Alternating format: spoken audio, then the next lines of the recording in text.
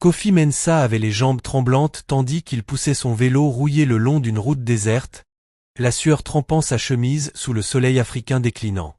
Derrière lui, un homme inconscient était attaché sur le siège cassé, respirant à peine, son corps glissant à chaque secousse de la route. Les voitures passaient à toute vitesse. Personne ne s'arrêtait. Personne ne se souciait de lui. Il roulait déjà depuis des heures, affamé, épuisé, seul. Pourquoi un garçon mendiant risquerait-il tout pour sauver un inconnu? Et quel secret cet homme silencieux portait-il, capable de tout changer? Avant que quiconque ne prononce son nom avec respect, avant que des caméras ne poursuivent son histoire ou que des hommes puissants ne parlent de lui à voix basse, Kofi Mensah n'était qu'un enfant invisible parmi tant d'autres dans les rues d'Accra. Chaque matin, il se réveillait face à la même dure réalité.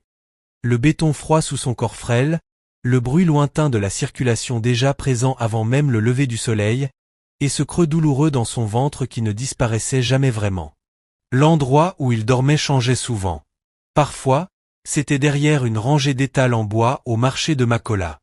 D'autres nuits, c'était sous un auvent cassé au bord de la route, où l'odeur de nourriture avariée et de fruits pourris flottait dans l'air. Il n'y avait pas de porte à fermer, pas de lit à lui, personne pour lui dire bonjour. Seulement la survie. Kofi n'avait aucun souvenir de son père. Le seul visage qui restait clairement dans son esprit était celui de sa mère, Ama. Sa voix avait autrefois été douce, rassurante, comme une promesse silencieuse que tout irait bien. Elle vendait des bananes plantains grillées au bord de la route, appelant les passants avec un sourire fatigué mais chaleureux. Même les jours où elle ne gagnait presque rien, elle partageait le peu de nourriture qu'elles avaient en deux, lui donnant toujours la plus grande part. Elle lui disait souvent, posant sa main rugueuse sur sa tête. La gentillesse est quelque chose que personne ne peut te voler, Kofi. Même quand tu n'as rien, tu as encore cela. À l'époque, il ne comprenait pas vraiment. Il comprenait davantage la faim. Ama tomba malade pendant une longue saison des pluies. Au début, ce n'était qu'une toux. Puis cela devint plus grave, quelque chose qui lui enlevait ses forces jour après jour, jusqu'à ce qu'elle ne puisse plus tenir son petit stand au bord de la route. Il n'y avait pas d'argent pour des soins appropriés. Aucun parent ne vint aider. Personne ne remarqua quand elle cessa de venir. Le jour de sa mort, le monde ne s'arrêta pas. Les voitures continuèrent de circuler. Le marché resta bruyant. La vie continua comme si elle n'avait jamais existé. Kofi n'avait que 8 ans. Après cela, la rue devint à la fois sa maison et son ennemi. Au début, il essaya de rester près du marché où sa mère travaillait. Il pensait que quelqu'un se souviendrait d'elle. Que quelqu'un l'aiderait peut-être. Mais le marché n'était pas un endroit pour la gentillesse. C'était un lieu de compétition, de bruit et de survie. Les enfants comme Kofi n'étaient pas vus comme des victimes, mais comme des nuisances. Va-t'en, criaient les commerçants en le chassant comme un chien errant. Certains lui jetaient de l'eau pour l'empêcher de rester près de leurs étals. D'autres l'accusaient de vol, même lorsqu'il n'avait rien fait. Il comprit rapidement que mendier ne consistait pas seulement à demander. Il fallait lire les visages, anticiper les réactions, savoir qui pourrait donner une pièce et qui pourrait le frapper. Et beaucoup le faisaient. Un après-midi, sous un soleil brûlant, Kofi s'approcha d'une femme portant des provisions. Sa voix était faible, presque étouffée par le bruit autour de lui. « S'il vous plaît, madame, juste un peu. » Avant qu'il ne puisse finir, un homme à proximité l'attrapa par le bras. « Je t'ai déjà vu dans le coin, » lança-t-il sèchement. « Tu crois qu'on ne sait pas ce que vous faites, vous les enfants? Voler et faire semblant de mendier. »« Je n'ai rien volé, » répondit rapidement Kofi, le cœur battant. Mais l'homme ne l'écouta pas. Il le poussa violemment, le faisant tomber en arrière dans la poussière. Quelques spectateurs éclatèrent de rire. D'autres détournèrent simplement le regard. Ces moments étaient fréquents. La douleur devint quelque chose que Kofi apprit à supporter en silence. Mais il y avait une chose à laquelle il refusait de renoncer, son vélo. Ce n'était pas grand-chose. Le cadre métallique était rayé et rouillé, une pédale légèrement tordue, et la chaîne sautait souvent s'il allait trop vite. Mais pour Kofi, c'était bien plus qu'un objet. C'était le dernier cadeau de sa mère. Avant de tomber gravement malade, Ama avait économisé de petites pièces pendant des semaines. Kofi se souvenait de l'avoir regardé les compter tard le soir, ses mains tremblant légèrement tandis qu'elle les empilait avec soin. Un jour, elle disparut pendant des heures et revint en poussant ce vieux vélo. « Il n'est pas neuf », dit-elle avec un faible sourire. « Mais il fonctionne. Et un jour, il t'emmènera vers quelque chose de meilleur. » À l'époque, Kofi riait en tournant en rond avec, se sentant comme le garçon le plus riche du monde. Maintenant, c'était son seul compagnon. Il l'utilisait pour ramasser des bouteilles en plastique dans les rues, se déplacer plus vite entre les zones bondées, et parfois, transporter de petits objets pour les commerçants en échange de quelques pièces. Ce vélo lui donnait un sentiment de mouvement, de possibilité, même lorsque tout le reste semblait bloqué. Mais survivre dans la rue signifiait un danger constant, non seulement à cause de la faim ou de l'épuisement, mais aussi à cause des personnes qui voyaient la faiblesse comme une opportunité. Et au marché de Makola, il y avait un homme que tout le monde craignait, Yao Boadu. Yao possédait plusieurs étals dans la partie la plus fréquentée du marché. C'était un homme imposant, à la voix forte, avec un tempérament qui pouvait devenir violent sans avertissement. Les enfants comme Kofi savaient qu'il fallait rester loin de lui, mais ce n'était pas toujours possible. Cet après-midi-là, le soleil brûlait plus que d'habitude. L'air était lourd, chargé de poussière et de bruit. Kofi n'avait rien mangé depuis la veille. Sa tête tournait légèrement, sa vision devenait floue sur les bords. Malgré tout, il avançait, se faufilant dans la foule, espérant trouver quelqu'un d'assez gentil pour lui donner une pièce. Il s'arrêta près d'un étal, observant les clients aller et venir. « S'il vous plaît, juste un peu d'aide », dit-il doucement à un homme qui comptait sa monnaie. L'homme l'ignora. Kofi essaya avec une femme à côté. Elle se détourna. Puis, sans avertissement, une main lourde attrapa l'arrière de sa chemise et le tira violemment en arrière. « Je t'ai dit de ne plus jamais rester ici », tonna la voix de Yao. Le cœur de Kofi se serra immédiatement. « Je suis désolé, monsieur, je voulais juste. » Il n'eut pas le temps de finir. Yao le poussa violemment. Kofi tomba au sol, son coude raclant le pavé rugueux. La douleur traversa son bras, mais il n'eut presque pas le temps de réagir avant que Yao ne donne un coup de pied à son vélo. Le cadre métallique s'écrasa bruyamment au sol. « Pas de mendicité ici », cria Yao, attirant l'attention. « Tu fais fuir mes clients. »« Je ne voulais pas », dit Kofi d'une voix tremblante. « Menteur !» Yao s'approcha encore, le dominant de toute sa hauteur. « La prochaine fois que je te vois ici, je ne me contenterai pas de te pousser. Je casserai ce vélo inutile qui est à toi. » Ces mots frappèrent plus fort que la poussée. Kofi se releva rapidement, ramassa son vélo et le vérifia avec des mains tremblantes pour s'assurer qu'il n'était pas cassé. Quelques personnes regardaient, mais personne n'intervint. Personne ne le faisait jamais. La tête baissée, Kofi poussa son vélo loin de l'étal. Sa poitrine était serrée, mêlant peur et humiliation. Son estomac grondait douloureusement, mais il l'ignora. La faim était plus facile à supporter que la honte. En atteignant le bord du marché, le bruit derrière lui s'atténua légèrement. La route devant lui s'étendait, longue et incertaine, menant vers des rues plus calmes où moins de gens passaient et où les pièces étaient plus rares. Mais au moins, là-bas, personne ne le chasserait. Kofi s'arrêta un instant, posant la main sur la selle du vélo. La voix de sa mère résonna faiblement dans sa mémoire. « Même quand tu n'as rien, il te reste toujours la gentillesse. » Il ne savait pas pourquoi ces mots restaient si forts en lui dans un monde qui lui en avait montré si peu. Ils semblaient presque irréels. Pourtant, il s'y accrochait, car c'était tout ce qu'il lui restait d'elle. Prenant une profonde inspiration, Kofi monta sur le vélo et commença à rouler lentement hors du marché, sans savoir qu'avant le prochain lever du soleil, sa vie allait changer d'une manière qu'il n'aurait jamais pu imaginer. La pluie commença comme un murmure. Au début, ce n'était qu'une fine bruine tapotant doucement les routes poussiéreuses à l'extérieur d'Accra, à peine suffisante pour perturber l'agitation du soir. Les vendeurs se dépêchaient de couvrir leurs marchandises. Les passants accéléraient le pas. Les motos se faufilaient dans la circulation, essayant de devancer la tempête. Kofi Mensah le remarqua immédiatement. La pluie signifiait moins de monde dans les rues.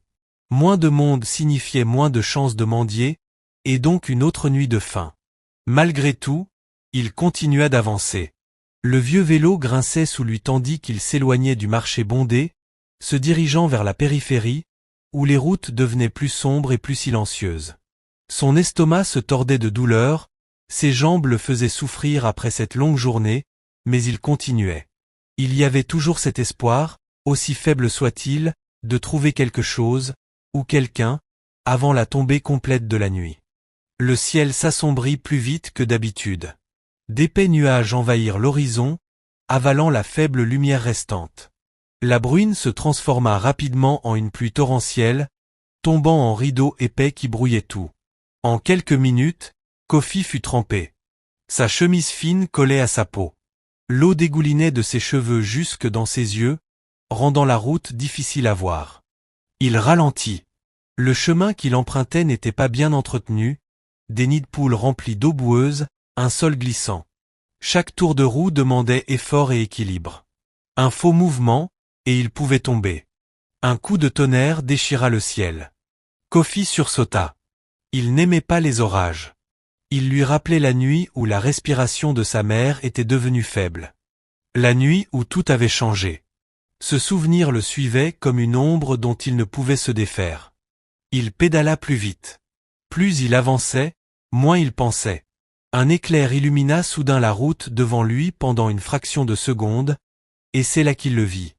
Quelque chose étendu sur le côté de la route. Kofi cligna des yeux, incertain. La pluie déformait tout. L'obscurité avalait les détails.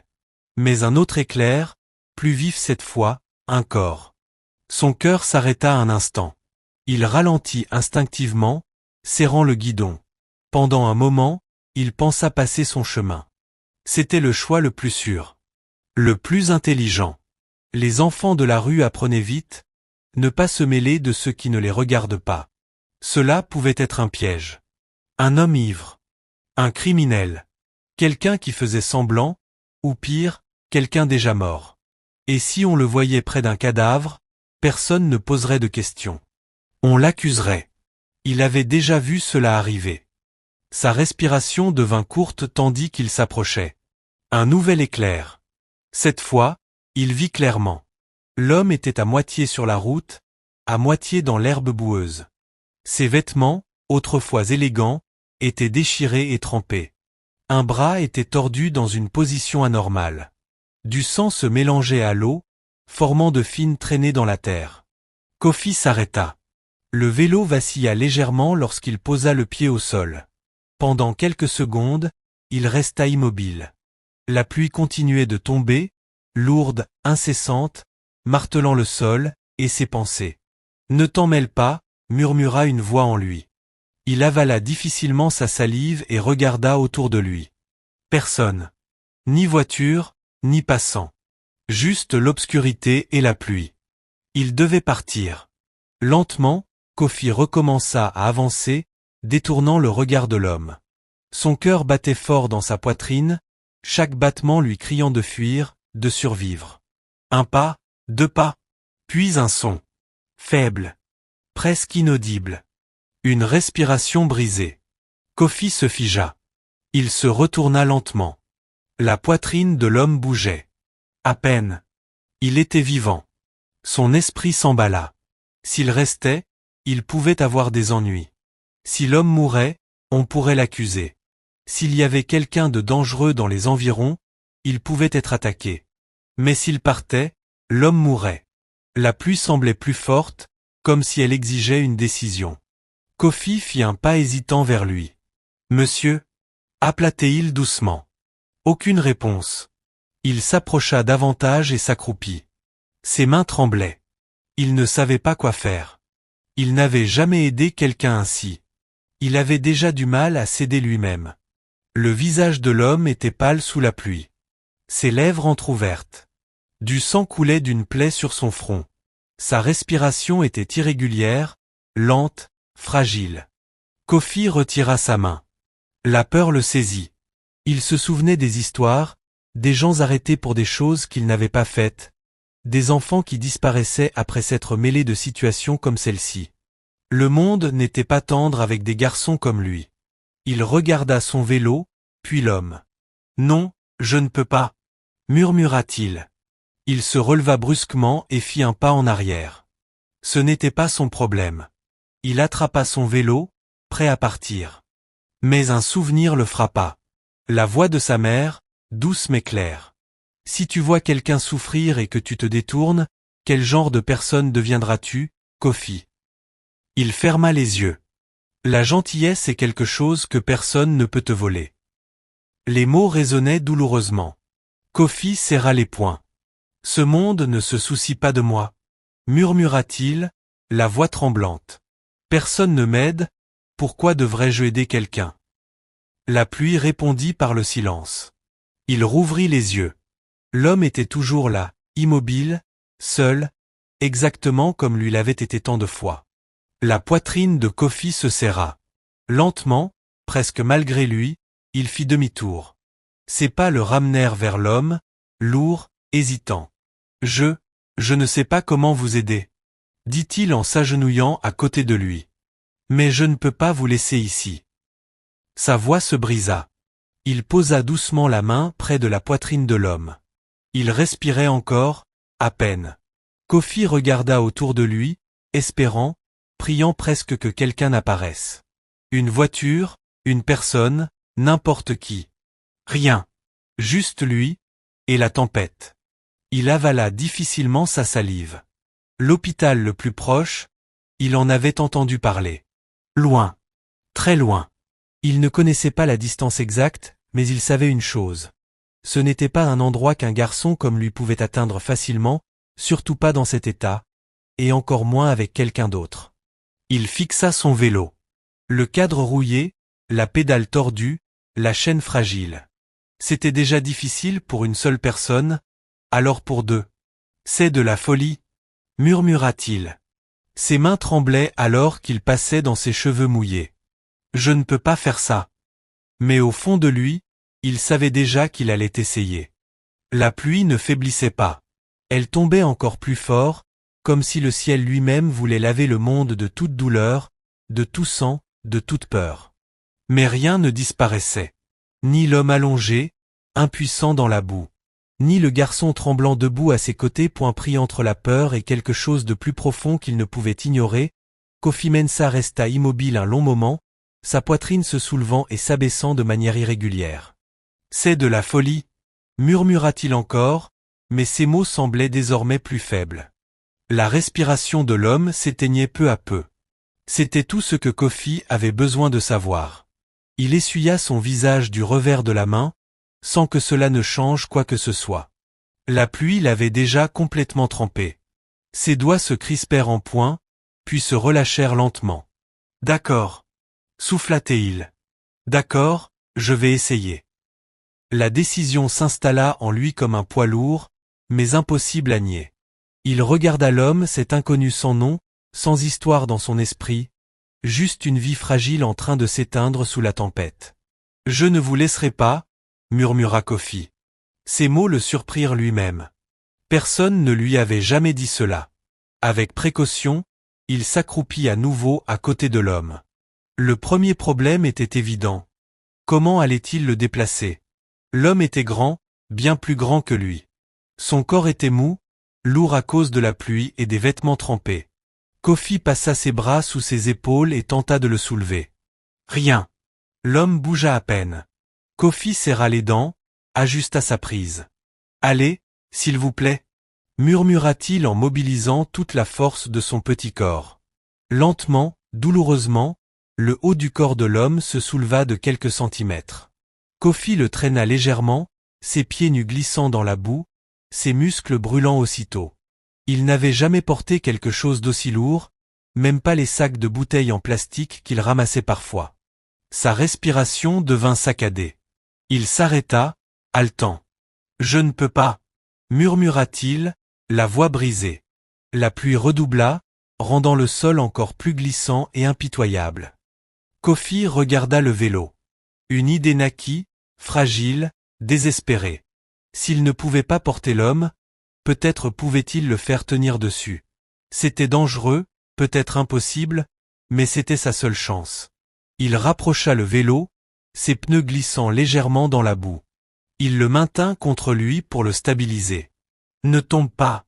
murmura-t-il, sans savoir s'il parlait à l'homme ou au vélo. Il revint vers l'homme, se positionna avec soin.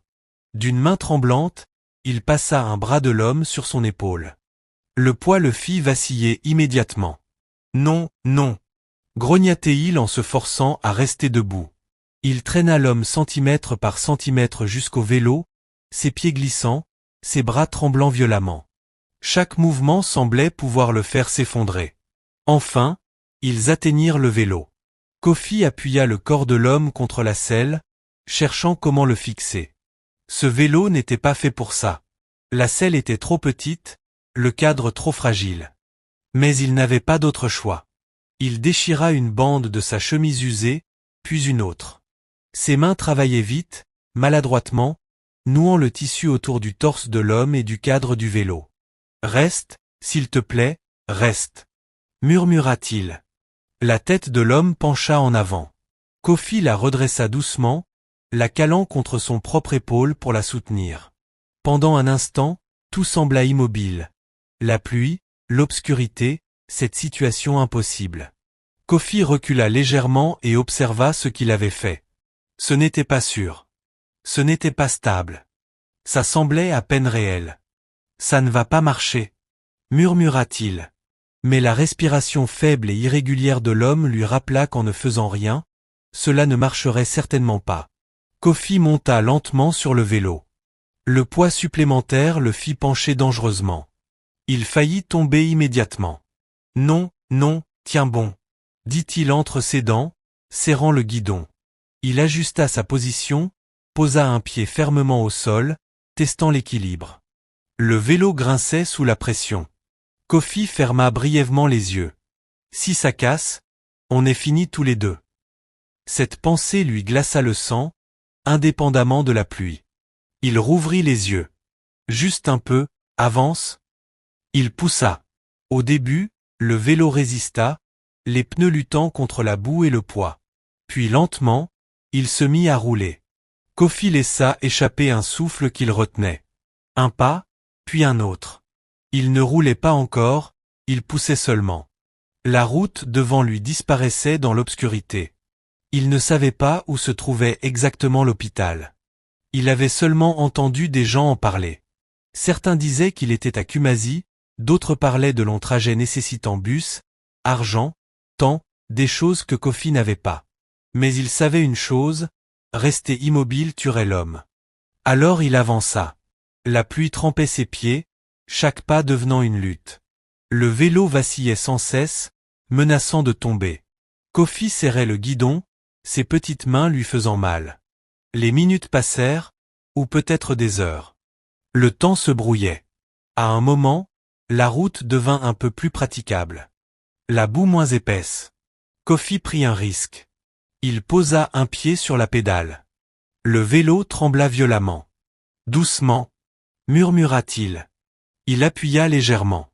La roue tourna, lente, lourde, mais elle tournait. Il avala sa salive, puis appuya plus fort. Le vélo avança. Il roulait. À peine. Le poids derrière lui tirait constamment, rendant l'équilibre presque impossible. Ses jambes forçaient à chaque rotation. La pédale tordue frottait légèrement. Mais il allait plus vite maintenant. Plus vite qu'à pied. Plus vite qu'en attendant. Le vent fouettait son visage, mêlé à la pluie qui lui piquait les yeux. Son corps criait de douleur, ses muscles brûlaient, ses poumons souffraient, mais il ne s'arrêta pas. Pas quand il entendait la respiration faible de l'homme derrière lui. Pas quand la route plongeait brusquement, l'obligeant à freiner pour éviter de chuter. Pas quand la foudre illuminait à nouveau cette route longue et vide. « C'est trop loin », murmura Kofi, la panique montant dans sa voix. Il ne savait pas s'il y arriverait. Il ne savait pas si l'homme survivrait. Il ne savait même pas s'il survivrait lui-même. Mais quelque chose en lui refusait d'abandonner. Peut-être de l'entêtement. Peut-être la peur des regrets. Ou peut-être, la dernière part de sa mère vivant encore en lui. Encore un peu, dit-il, sans savoir combien il restait. Le vélo grinçait de plus en plus fort. La chaîne glissait légèrement. Le cœur de Kofi s'emballa. « Ne casse pas, s'il te plaît. » Il se pencha en avant, pédalant plus fort. La pluie commença à faiblir, mais les dégâts étaient faits. La route restait glissante, dangereuse, impitoyable. Les jambes de Kofi tremblaient violemment. Sa vision se brouillait. Mais il continuait. Derrière lui, le corps de l'homme bougeait légèrement au rythme du vélo.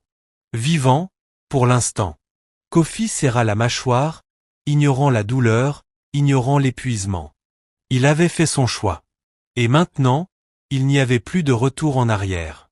La route s'étendait à perte de vue devant lui, disparaissant dans un horizon sombre qui ne promettait aucun soulagement. La pluie n'était plus qu'une fine bruine régulière, mais tout restait marqué. La boue, l'asphalte glissant, le poids qui écrasait le petit corps de Kofi. Le vélo gémissait à chaque coup de pédale, son cadre rouillé portant bien plus qu'il n'aurait jamais dû. La respiration de Kofi était irrégulière. Chaque inspiration brûlait sa poitrine. Chaque expiration semblait trop courte. Mais il ne s'arrêtait pas. Il ne pouvait pas. Derrière lui, l'homme toujours sans nom pour lui restait à peine en vie, son poids reposant lourdement contre son dos. Chaque bosse faisait vaciller dangereusement le vélo, forçant Kofi à serrer le guidon jusqu'à en avoir mal aux doigts. « Tiens bon. S'il te plaît, tiens bon. » murmura-t-il encore, comme si l'homme pouvait l'entendre. La nuit était devenue plus silencieuse. Plus de bruit de marché, plus de cris, plus de pas. Juste le son des pneus frottant le sol mouillé et le rythme faible d'un garçon luttant contre l'épuisement. L'estomac de Kofi se tordait douloureusement. Il n'avait pas mangé depuis plus d'un jour. Au début, la faim était vive, comme quelque chose qui le griffait de l'intérieur. Mais maintenant, elle était devenue pire. Une sensation lourde, sourde, qui rendait son corps lent et faible. Sa vision vacillait légèrement sur les bords. Pourtant, il continuait de pédaler. La route plongea soudainement. Kofi réagit trop tard. Le vélo accéléra dans une pente raide, le poids supplémentaire le poussant plus vite qu'il ne pouvait contrôler. Son cœur remonta jusqu'à sa gorge. Non, non, non. Il serra les freins. Les pneus dérapèrent. Le vélo trembla violemment. Le corps de l'homme derrière lui bougea, manquant de glisser du siège. Kofi haleta. « Tiens bon !» cria-t-il instinctivement, même si l'homme ne pouvait pas répondre. La roue avant heurta des graviers. Tout bascula. Pendant une fraction de seconde, Kofi vit le sol se rapprocher à toute vitesse, la boue, les pierres, l'obscurité prête à les engloutir tous les deux. Alors il pencha tout son corps sur le côté, forçant le vélo à retrouver l'équilibre. Les pneus glissèrent encore, puis accrochèrent. Le vélo ralentit, puis s'arrêta. Kofi sauta à terre. Ses jambes cédèrent sous lui, son corps tremblant de façon incontrôlable. Pendant quelques secondes, il ne put pas respirer. Il resta là, agrippé au guidon, le cœur battant si fort qu'il couvrait tout le reste. C'était proche, murmura-t-il, presque inaudible. Il se retourna rapidement. L'homme était toujours attaché, toujours vivant, à peine. Un soulagement le traversa, aussitôt remplacé par la peur. Si je tombe, il meurt. Cette réalité pesa lourdement sur lui. Ce n'était pas juste un trajet. C'était une responsabilité. Une vie fragile suspendue à chacune de ses décisions. Kofi essuya encore son visage, inutilement. Ses mains tremblaient tandis qu'il resserrait les morceaux de tissu qui maintenaient l'homme en place. « Je ne te laisserai pas tomber », dit-il doucement. Sa voix était plus stable cette fois, plus forte. Il prit une profonde inspiration, puis remonta sur le vélo. Cette fois, il avançait plus lentement, plus prudemment. Chaque mouvement était calculé. La route redevint plus plate, s'étendant longue et silencieuse sous la faible lueur des lampadaires au loin. Kofi se concentra sur chaque coup de pédale, chaque respiration, chaque seconde. Le temps passait, il ne savait pas combien. Les minutes se mélangeaient. Ses jambes brûlaient sans arrêt. La douleur n'était plus vive, mais constante, comme un feu sous sa peau. Ses bras lui faisaient mal à force de tenir le guidon. Son dos semblait porter le poids du monde entier. Et pourtant, il continuait. À un moment, la pluie cessa complètement. Le ciel resta sombre, mais une froide immobilité s'installa. L'air était lourd, chargé d'humidité. Les lèvres de Kofi étaient sèches. Sa gorge brûlait de soif. Il regarda autour de lui, cherchant quelque chose, une boutique, une maison, un vendeur. Rien. Juste une route vide. Le silence pesait sur lui. Puis, au loin, des lumières. Les yeux de Kofi s'ouvrirent légèrement. De l'espoir. Il força davantage, ignorant la douleur. En s'approchant, il distingua un petit arrêt en bord de route. Quelques étals en bois, certains couverts de bâches, d'autres à peine debout. Quelques personnes s'y abritaient encore après la pluie. Le cœur de Kofi se souleva. Peut-être, juste peut-être. Il ralentit, ses jambes tremblantes. « S'il vous plaît » appela-t-il faiblement. « Aidez-moi, s'il vous plaît. » Quelques têtes se tournèrent. Les regards passèrent de la curiosité à la confusion, puis à l'inconfort. Kofi s'arrêta devant eux, peinant à maintenir le vélo. « Cet homme, il est en train de mourir, » dit-il, la voix brisée. « S'il vous plaît, j'ai besoin d'aide. L'hôpital, je ne peux pas y arriver seul. » Le silence qui suivit fut plus lourd que la pluie. Un homme s'avança légèrement, observa le blessé, puis secoua la tête. « Ce n'est pas notre problème, » dit-il froidement. Le cœur de Kofi se serra. « S'il vous plaît, il est encore en vie. »« Tu ne sais pas ce qui s'est passé » ajouta un autre en croisant les bras. « Peut-être qu'il a été attaqué. Peut-être que des gens le cherchent. » Une femme détourna le regard. « On ne peut pas s'en mêler, » murmura-t-elle. Kofi les regardait, sans comprendre. Ils étaient nombreux. Forts. Ils pouvaient aider. Et pourtant, rien. Juste, de l'eau, s'il vous plaît, murmura-t-il, sa voix devenue faible. Je n'ai pas mangé. Le premier homme soupira avec impatience. Tu devrais partir avant que les ennuis arrivent. Emmène-le ailleurs. Quelque chose se brisa en Kofi. Pas bruyamment. Pas violemment.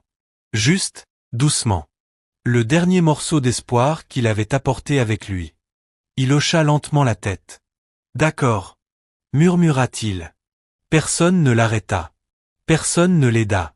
Lorsqu'il tourna le vélo, les voix reprirent derrière lui comme si rien ne s'était passé, comme s'il n'avait jamais été là. Kofi ne se retourna pas. Il ne pouvait pas. S'il le faisait, il pourrait s'arrêter. Et s'arrêter n'était pas une option. Il remonta sur le vélo. Son corps était plus lourd maintenant. Pas seulement à cause de la fatigue, mais à cause de quelque chose de plus profond, la déception. La solitude. Mais sous tout cela, autre chose commençait à naître. Quelque chose de silencieux. Quelque chose d'obstiné. Ils ne vont pas aider, murmura-t-il en serrant le guidon. Alors je le ferai moi-même. Ces mots étaient doux, mais portaient une force nouvelle. Kofi appuya sur la pédale. Le vélo avança encore, plus lentement, plus faiblement, mais il avançait. Derrière lui, la respiration de l'homme continuait, fragile, incertaine. Devant lui, la route s'étendait, longue, sombre, impitoyable. Et Kofi continua. La nuit devint plus froide tandis que Kofi Mensah s'enfonçait dans l'inconnu. La chaleur qui flottait après la pluie avait disparu, remplacée par un froid mordant qui s'infiltrait jusque dans ses os. Ses vêtements trempés collaient à son corps frêle, sans aucune protection. Chaque rafale de vent le transperçait, faisant claquer ses dents. Et pourtant, il ne s'arrêta pas. Le vélo avançait plus lentement maintenant. Beaucoup plus lentement. Ses jambes semblaient lourdes, chaque coup de pédale demandant une force qu'il n'avait presque plus. Sa respiration était devenue courte, irrégulière, presque mécanique. Inspirer, pousser, expirer, recommencer. Derrière lui, le corps de l'homme restait attaché, son poids pesant à chaque mouvement, rappel constant de ce qui était en jeu. « Reste en vie » murmura Kofi faiblement. « S'il te plaît, reste en vie. » La route devant lui se rétrécissait, menant vers une zone moins habitée, où les lampadaires devenaient rares et de plus en plus espacés, les ombres s'étiraient sur le chemin, avalant les détails et rendant chaque forme incertaine. Les yeux de Kofi peinaient à s'adapter. Le moindre bruit le tendait, les aboiements lointains des chiens, le bruissement des feuilles, l'écho de ses roues sur la route. Puis des voix. Faibles au début, puis plus claires. Des rires. Kofi resserra instinctivement sa prise sur le guidon. Il ralentit légèrement, scrutant l'obscurité devant lui. Un groupe de silhouettes apparut près d'une structure délabrée en bord de route. De jeunes hommes, 5 ou 6, rassemblés sous une lumière vacillante. Leur posture était détendue, confiante, comme s'ils dominaient cet endroit. Le cœur de Kofi se mit à battre plus vite. Il reconnaissait ce genre de présence. Des ennuis.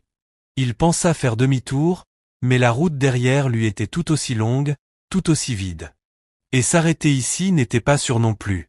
Passe juste, passe vite, murmura-t-il. Il baissa légèrement la tête et continua à pédaler, essayant de ne pas attirer l'attention. Mais c'était trop tard. Hé ! La voix trancha le silence. Kofi se figea un instant. Hé, toi! Viens ici. Il l'avait vu. Son estomac se noua. Il continua d'avancer, faisant semblant de ne pas entendre. Hé! Arrête-toi! Cria l'un d'eux en s'avançant sur la route. Kofi n'avait pas le choix. Il s'arrêta, le cœur battant à toute vitesse. Les jeunes hommes l'encerclèrent rapidement, leur regard parcourant son corps, puis celui de l'homme attaché derrière lui. Eh bien, dit l'un d'eux en s'approchant. Il était plus grand, avec un sourire dangereux. Qu'est-ce qu'on a là? Kofi avala difficilement sa salive. Je fais juste passer, dit-il, la voix tremblante. Avec un mort? Lança un autre en riant. Il n'est pas mort, répondit Kofi rapidement. Il est vivant. Je l'emmène à l'hôpital. Le groupe échangea des regards, puis éclata de rire. À l'hôpital, répéta le grand, Kojo Nart, en secouant la tête. Il donna un léger coup de pied dans le vélo, le faisant vaciller. Kofi sursauta. S'il vous plaît, ne le touchez pas, dit-il instinctivement. Kojo leva un sourcil. Ah, c'est important pour toi. Kofi ne répondit pas. Cela suffisait. Kojo s'approcha, son expression changeant. Fouillez-le, dit-il calmement. Avant que Kofi ne puisse réagir, 2 hommes le saisirent. Non, s'il vous plaît. Il se débattit faiblement, mais il n'avait plus de force. Il le maintenait facilement. Des mains fouillèrent ses poches. Il n'y avait presque rien, quelques pièces, un bout de tissu. L'un d'eux leva les pièces en riant. C'est tout ce qu'il a. Kojo sourit. Même les mendiants ont quelque chose. Prenez pas, dit Kofi, la poitrine serrée. C'est à moi, j'en ai besoin. Les yeux de Kojo se durcirent. Tu en as besoin? Répéta-t-il lentement. Puis, sans prévenir, il poussa Kofi violemment. Kofi tomba au sol, heurtant durement la surface rugueuse. Sa tête tourna, sa vision se brouilla. Tout le monde a besoin de quelque chose, dit Kojo froidement. Mais personne ne l'obtient gratuitement. Les autres rirent encore. Kofi tenta de se relever, ses bras tremblants. S'il vous plaît, murmura-t-il, la voix brisée. Il est en train de mourir, je dois. Kojo donna un coup plus fort au vélo. Le cadre pencha dangereusement.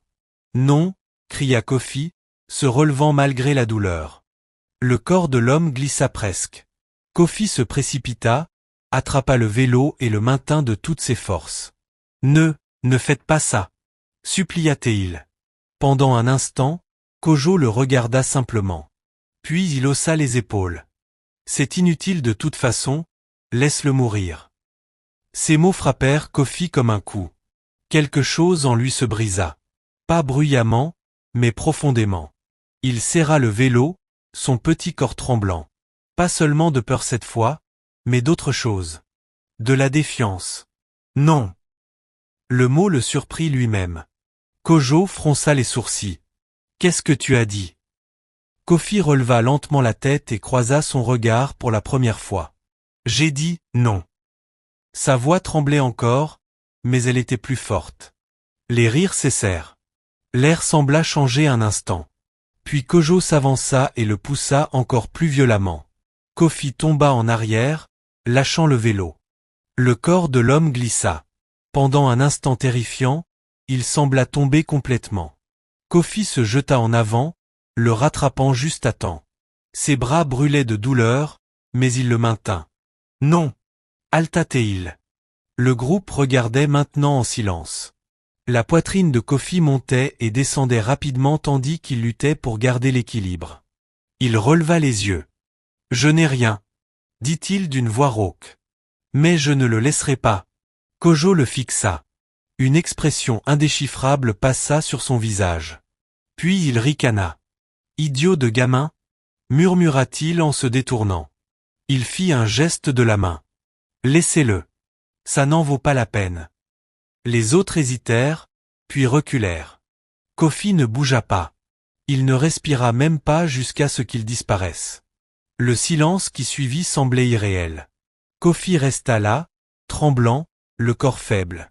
Lentement, il remit l'homme en place sur le vélo, ses gestes maladroits, sa vision encore floue après la chute. Les pièces avaient disparu. La seule chose qu'il possédait encore. Mais cela n'avait plus d'importance. Pas maintenant. Kofi prit une profonde inspiration tremblante, puis une autre. « D'accord, » murmura-t-il. « D'accord. » Il remonta sur le vélo. Ses jambes criaient de douleur. Ses bras semblaient prêts à lâcher à tout moment. Mais il appuya quand même sur la pédale. Le vélo avança. Lentement. Instable. Mais il avançait. Derrière lui, l'homme respirait encore, à peine. Devant lui, la route continuait. Longue. Sombre. Incertaine. Kofi ne savait pas jusqu'où il pourrait aller. Il ne savait pas s'il y arriverait. Mais une chose était claire désormais. Personne ne viendrait les aider. Personne ne les sauverait. Il n'y avait que lui. Et il ne s'arrêterait pas. La nuit semblait interminable. Après sa rencontre avec Kojo Nart et son groupe, quelque chose avait changé en Kofi Mensah. Pas quelque chose qui le rendait physiquement plus fort, mais quelque chose de plus silencieux, plus concentré. Comme si la peur qui le dominait avait brûlé, laissant place à une détermination dure, inflexible. Mais son corps, lui, atteignait ses limites. Le vélo grinçait sous le poids, la chaîne râpant à chaque tour. Les jambes de Kofi bougeaient lentement, presque mécaniquement, comme si elles ne lui appartenaient plus. Ses bras tremblaient en tenant le guidon, et son dos le faisait souffrir sous le poids de l'homme derrière lui. La route s'étendait encore, sombre, vide, impitoyable. La respiration de Kofi était devenue courte, irrégulière. Chaque inspiration semblait passer par un passage étroit. Chaque expiration s'accompagnait d'un gémissement qu'il ne pouvait plus retenir. « Je ne peux pas, je ne peux pas », murmura-t-il. Mais le vélo avançait encore, à peine. Sa vision se brouilla à nouveau. D'abord sur les bords. Les ombres se déformaient, les lumières semblaient vaciller là où il n'y en avait pas. Puis cela s'étendit, rendant le monde instable, lointain. Il cligna des yeux avec force. « Reste réveillé », murmura-t-il. Derrière lui, l'homme bougea légèrement. Un petit mouvement, mais suffisant. Kofi tourna légèrement la tête. « Monsieur, vous m'entendez » Pas de réponse. Juste ce souffle faible. Toujours vivant. Et cela suffisait. Kofi reporta son regard devant lui. La route n'était plus lisse. Des fissures la traversaient. Des graviers faisaient trembler le vélo à chaque rotation. Ses bras affaiblis peinaient à garder le contrôle. Puis son pied glissa. La pédale tordue céda sous la pression, déséquilibrant le vélo. Tout bascula. La roue avant heurta une surface irrégulière. Et ils tombèrent. Le choc fut violent. Kofi Mensah se retrouva pris entre la peur et quelque chose de plus profond qu'il ne pouvait ignorer. Il resta immobile un long moment, sa poitrine se soulevant de manière irrégulière. « C'est de la folie », murmura-t-il encore, mais ses mots semblaient plus faibles maintenant. La respiration de l'homme s'estompait, et c'était tout ce que Kofi avait besoin de savoir. Il essuya son visage du revers de la main, sans que cela change quoi que ce soit. La pluie l'avait complètement trempé. Ses doigts se crispèrent en poings, puis se relâchèrent lentement. « D'accord, dit-il à voix basse. D'accord, je vais essayer. » La décision s'installa en lui comme quelque chose de lourd mais inévitable. Il regarda l'homme étendu devant lui, cet inconnu sans nom, sans histoire dans son esprit, juste une vie fragile en train de s'éteindre sous la tempête. « Je ne te laisserai pas, murmura Kofi. Ces mots le surprirent lui-même. Personne ne les lui avait jamais dit. Il s'accroupit de nouveau près de l'homme. Le premier problème était évident. Comment allait-il le déplacer? L'homme était grand, beaucoup plus grand que lui. Son corps était lourd, détrempé par la pluie. Kofi essaya de le soulever, en vain. Allez, s'il te plaît. Avec un effort immense, il parvint à le tirer de quelques centimètres. Ses pieds glissaient dans la boue, ses muscles brûlaient. Je ne peux pas, murmura-t-il, à bout de force. Puis il regarda son vélo. Une idée fragile, désespérée, lui traversa l'esprit. S'il ne pouvait pas porter l'homme, peut-être pouvait-il le faire tenir dessus. Il rapprocha le vélo, le stabilisa contre lui. Puis, avec des mains tremblantes, il souleva le bras de l'homme et le passa sur son épaule. Le poids faillit le faire tomber. Centimètre par centimètre, il le traîna jusqu'au vélo. Arrivé là, il attacha le corps avec des morceaux de son propre vêtement, serrant fort. « Tiens bon, s'il te plaît. » L'homme s'affaissa légèrement. Kofi ajusta sa tête contre son épaule pour le soutenir. Ce qu'il venait de faire ne paraissait ni sûr, ni stable, presque irréel. « Ça ne marchera pas, » murmura-t-il. Mais la respiration faible de l'homme lui rappela une chose, ne rien faire ne marcherait pas non plus. Il monta sur le vélo. L'équilibre était précaire. Le vélo grinçait sous le poids. Si ça casse, on est fini. Il poussa doucement. Puis encore. Et finalement, le vélo avança. La route s'étendait dans l'obscurité. Kofi ne savait même pas où était l'hôpital exactement. Mais il savait une chose, s'arrêter signifiait la mort de cet homme. Alors il continua. Sous la pluie, dans la boue, chaque pas était une lutte. Puis, peu à peu, il réussit à pédaler. Le vélo avançait, lentement, difficilement. Son corps hurlait de douleur. Ses jambes brûlaient. Ses poumons lui faisaient mal. Mais il ne s'arrêta pas. La nuit devint plus calme, mais plus dure. Kofi n'avait pas mangé depuis plus d'une journée. La faim n'était plus aiguë, elle était devenue lourde, écrasante. Sa vision se troublait. Puis soudain, la route plongea. Le vélo accéléra dangereusement. Il perdit le contrôle. Non, non, non. Les freins glissèrent. Le vélo vacilla. L'homme faillit tomber. Dans un effort désespéré, Kofi pencha tout son corps et réussit à reprendre l'équilibre. Le vélo s'arrêta. Ses jambes lâchèrent. Il tomba, tremblant, incapable de respirer pendant quelques secondes. C'était proche. Il regarda l'homme. Toujours en vie. Mais une vérité s'imposa à lui. S'il tombait, l'homme mourrait. Plus tard, il trouva des gens. Un petit groupe sous des abris. « Aidez-moi, s'il vous plaît. » Mais ils refusèrent. « Ce n'est pas notre problème.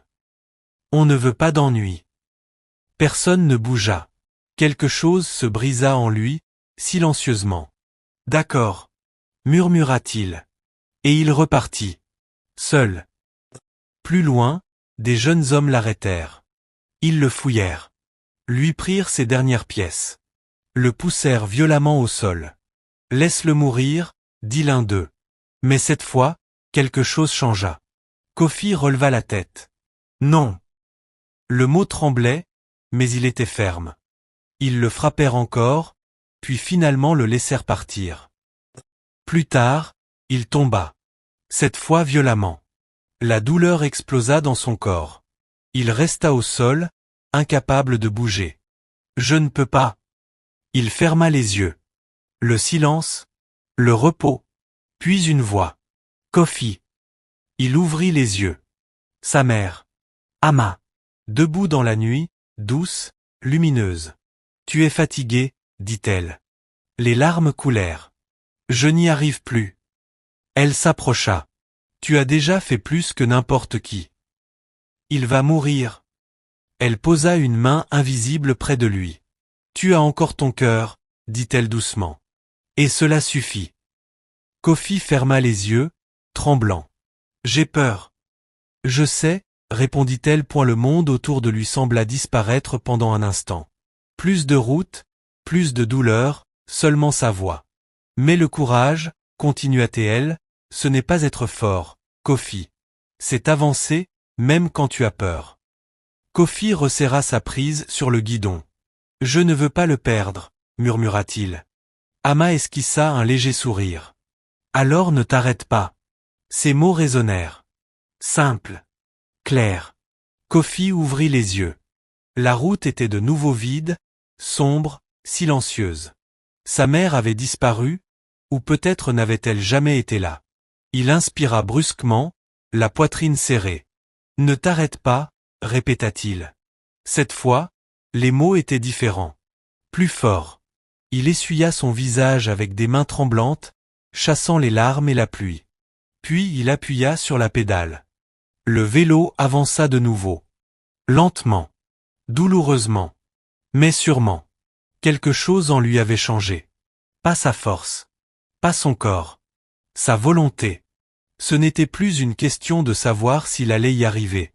Mais qu'il n'abandonnerait pas. La route tournait légèrement, menant vers une faible lueur cette fois plus stable. Juste là, murmura-t-il. Encore un peu. Ses jambes hurlaient, mais il accéléra légèrement. La lumière se rapprocha. Des formes apparurent. Des bâtiments, un petit étal au bord de la route. Et une femme. Elle leva les yeux en le voyant approcher. Son visage passa du calme à la stupeur. Kofi, dit-elle en le reconnaissant vaguement du marché. C'était Abena. Kofi tenta de parler, mais aucun son ne sortit d'abord. S'il vous plaît, finit-il par dire d'une voix à peine audible. Aidez-moi. Abena se leva immédiatement. Que s'est-il passé? Demanda-t-elle, regardant tour à tour Kofi et l'homme derrière lui. Il est en train de mourir. J'ai besoin d'eau, s'il vous plaît. Elle n'hésita pas une seconde. Elle prit un petit récipient et le lui tendit. Bois. Kofi but avidement. L'eau était tiède, pas très propre, mais pour lui, c'était la vie. Il toussa légèrement, puis reprit une gorgée. Doucement, dit-elle doucement. Elle regarda l'homme, le visage tendu. Tu l'as transporté comme ça. Kofi hocha la tête. Depuis combien de temps? Je ne sais pas. Abena secoua lentement la tête. C'est trop pour toi, tu devrais attendre, quelqu'un viendra. Kofi la regarda, les yeux remplis de détermination. Personne ne viendra. Ces mots étaient simples, mais portaient tout le poids de cette nuit. Abena soupira doucement.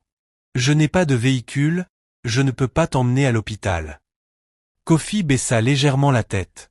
Je sais, mais... Tu as besoin de force, continua-t-elle. Elle prit un petit morceau de pain et le lui tendit. Ce n'est pas grand-chose. Kofi hésita, puis accepta. Il mangea rapidement. Le pain sec lui collait à la gorge, mais il ne s'arrêta pas. Cela lui donna juste assez. Juste assez pour ressentir quelque chose. Un peu d'énergie. Une étincelle. Abena posa une main sur son épaule. Tu es courageux, dit-elle doucement. Mais le courage seul ne suffit pas. Fais attention. Kofi hocha la tête. Merci, murmura-t-il. Il remonta sur le vélo. Toujours faible, mais un peu plus stable. Tu n'es pas obligé de faire ça seul, dit-elle. Kofi regarda la route, puis elle. Si, répondit-il calmement. Je le suis. Et il repartit. La route semblait différente maintenant. Pas plus facile, mais plus claire. Son corps souffrait toujours. Ses jambes tremblaient. Sa gorge brûlait encore. Mais il avait trouvé un rythme. Pousser. Respirer. Avancer. Le petit morceau de pain ne l'avait pas rassasié. mais il lui rappelait qu'il était encore vivant. Derrière lui, l'homme respirait toujours. Faiblement, mais il respirait. Et c'était suffisant. La route s'élargit peu à peu. Des lampadaires apparurent. Des maisons, des boutiques fermées. Le signe d'une ville proche. Le cœur de Kofi se souleva légèrement. Encore un peu, murmura-t-il. Puis, un son différent. Une respiration, plus longue. Kofi tourna légèrement la tête. Monsieur? Pas de réponse. Puis encore, une respiration. Plus profonde. Les yeux de Kofi s'agrandirent. Il ralentit le vélo. Vous m'entendez? Demanda-t-il, la voix tremblante entre peur et espoir. Un léger mouvement. À peine visible. Mais il l'avait vu. Les doigts de l'homme bougèrent légèrement. Kofi retint son souffle. Vous êtes vivant? Murmura-t-il. Un soulagement immense envahit sa poitrine. Il s'arrêta complètement, ses jambes tremblant. Restez avec moi, s'il vous plaît. Les yeux de l'homme s'ouvrirent lentement, très lentement. À peine. Son regard était flou. Perdu. Ses lèvres bougèrent, mais aucun son ne sortit. Ça va aller, dit Kofi rapidement, même s'il savait que ce n'était pas vrai. Je vous emmène à l'hôpital, ne dormez pas. Les yeux de l'homme bougèrent faiblement. Kofi se pencha, essayant d'entendre. Vous êtes en sécurité? Je vous ai trouvé sur la route. La respiration de l'homme redevint irrégulière. Kofi serra le guidon. Restez éveillé, s'il vous plaît. Les lèvres de l'homme bougèrent encore. Kofi. Kofi cligna des yeux. Quoi? Mais les mots suivants étaient trop faibles, impossibles à comprendre. Comment vous connaissez mon nom? Demanda Kofi, la confusion envahissant sa voix. Il n'y eut aucune réponse. Les yeux de l'homme se refermèrent, son corps redevint immobile. Non, non, non. Paniqua Kofi. Restez avec moi. Il tendit maladroitement la main vers l'arrière, la posant sur la poitrine de l'homme. Il respirait encore, mais plus faiblement. Le cœur de Kofi battait à tout rompre. Ne faites pas ça, murmura-t-il désespérément. Ne partez pas. Le bref espoir s'effaça, remplacé par une urgence brûlante. Il ne pouvait pas s'arrêter. Pas maintenant. Pas après ce signe de vie. Il inspira profondément, essayant de se calmer. D'accord, d'accord, murmura-t-il. On est proche, on doit être proche. Il remonta sur le vélo, plus lentement cette fois, plus prudemment. La route était plus claire. Plus de lumière. Plus de signes de vie. Mais toujours pas d'hôpital. Toujours aucune certitude. Il appuya sur la pédale. Ses jambes protestèrent immédiatement, la douleur revenant plus forte après cette pause. Mais il l'ignora. Derrière lui, l'homme était redevenu immobile. Trop immobile. Pensa Kofi. Comment il connaît mon nom? Murmura-t-il. Cela n'avait aucun sens. Ils ne s'étaient jamais rencontrés. Il en était sûr. Peut-être avait-il imaginé? Peut-être que l'homme n'avait rien dit. Peut-être que son esprit lui jouait des tours. Kofi secoua la tête. Non, concentre-toi. Ce n'était pas le moment de réfléchir. C'était le moment d'avancer. La route commença à monter. Le cœur de Kofi se serra. Non. Même une petite pente semblait désormais impossible. Ses jambes tremblaient violemment. Le vélo ralentit, puis s'arrêta. Je ne peux pas. Halta-t-il. Il descendit, ses jambes prêtes à céder. Je vais pousser. Il attrapa le guidon et commença à marcher. Un pas, puis un autre. Chaque pas était plus lourd que le précédent. La montée semblait interminable. Encore un peu, murmura-t-il. Ses pieds traînaient. Le vélo tirait en arrière sous le poids. Mais il continua. Pas après pas. Son monde se réduisit à ce mouvement unique. Jusqu'à, en haut de la pente, un panneau. Il plissa les yeux, puis il le vit. Un bâtiment blanc, faiblement éclairé, avec une croix rouge près de l'entrée. Son souffle se coupa. L'hôpital, murmura-t-il. Un soulagement immense le submergea. On a réussi. Mais à peine les mots sortis, son corps céda. La force qu'il avait portée jusque-là disparut. Ses mains lâchèrent le guidon. Sa vision se brouilla complètement. Non, pas maintenant. Le vélo bascula. Le monde tourna. Puis, le noir total. Kofi Mensah ne se souvint pas de sa chute. Un instant, il avançait encore, fixant la croix rouge au loin. Et l'instant d'après, plus rien. Plus de douleur. Plus de bruit. Plus de route. Juste l'obscurité. Mais le monde, lui, continua. Le vélo gisait sur le côté près de l'entrée de l'hôpital, son cadre rouillé vibrant encore légèrement. L'homme attaché derrière glissa à moitié, son corps suspendu dangereusement, retenu par les morceaux de tissu. Un agent de sécurité qui passait, un homme âgé nommé Monsieur Sarpon, remarqua le mouvement. Il était assis sous un petit abri, luttant contre le sommeil, lorsqu'il entendit le bruit métallique. Au début, il l'ignora. Des bruits comme ça étaient fréquents la nuit. Mais quelque chose, un silence étrange après le choc, le dérangea. Il se leva lentement et s'approcha. « Qu'est-ce que c'est encore » marmonna-t-il. La lumière était faible. Les ombres longues. Mais en s'approchant, il s'arrêta net. Un enfant au sol. Immobile. Et derrière lui, un homme couvert de sang.